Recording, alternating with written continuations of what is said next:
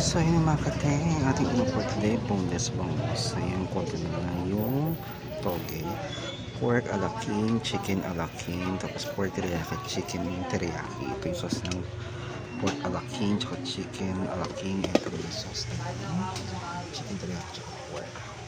Tapos ang ating bet yan, mga kateng. Tapos lechon paksiw. So yan, okra, pork sisig, chicken sisig. Tapos ang ating tinolang manok.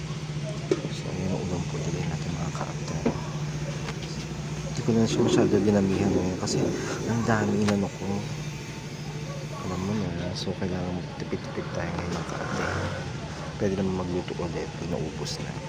Mga kapten natin for today. Ang hirap magluto. Sa totoo lang.